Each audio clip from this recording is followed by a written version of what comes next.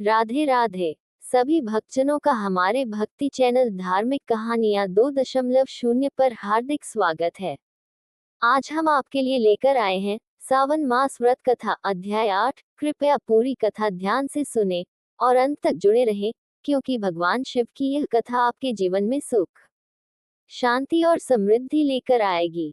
इस कथा में आज हम सुनेंगे बुधवार और गुरुवार व्रत की महिमा। तो आइए कथा का रसपान करते हैं। भगवान शंकर कहते हैं, हे सनत कुमार, अब मैं तुम्हें उन व्रतों का वर्णन करूंगा जिनके द्वारा पाप नष्ट होते हैं, अर्थात बुध और गुरुवार का व्रत।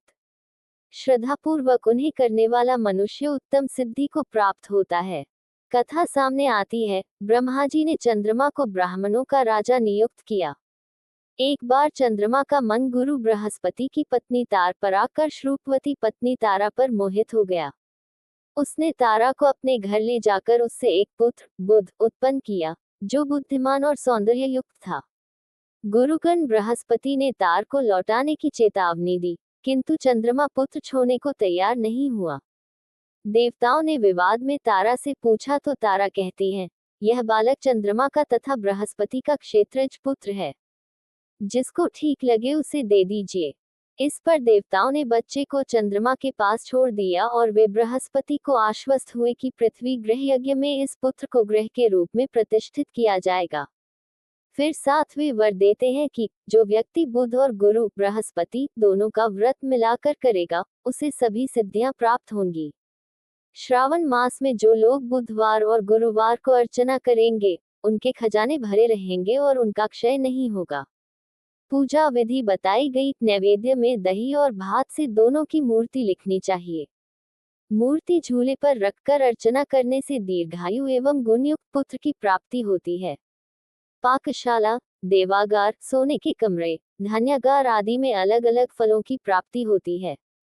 7 वर्ष तक व्रत करने के पश्चात उद्यापन करना चाहिए। उद्यापन विधि रात्रि जागरण, सोने की प्रतिमा निर्माण, षोडश उपचार, हवन, पूर्णाहुति, तिल, घी, खीर, चिंचिड़ा और पीपल की समिधाओं से हवन करना चाहिए।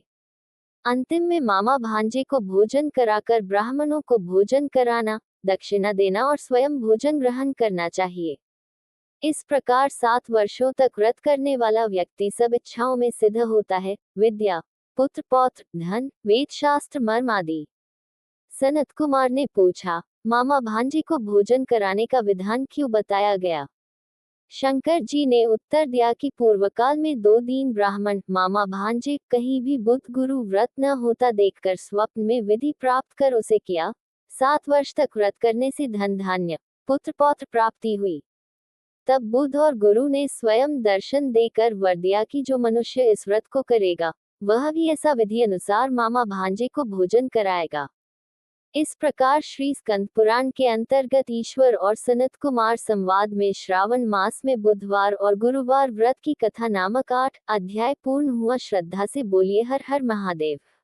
बोल बम। जय शिव शंकर। अगर आपको ये कथा भावनात्मक लगी, मन को शांति और भक्ति की अनुभूति हुई, तो कृपया इस वीडियो को लाइक करें, अपने परिवार और मित्रों के साथ शेयर करें और ऐसे ही दिव्य कथाओं के लिए चैनल को सब्सक्राइब करें और कमेंट में हर हर महादेव लिखना ना भूलें। राधे राधे। हर हर एल महादेव। मिलते हैं अगली कहानी में।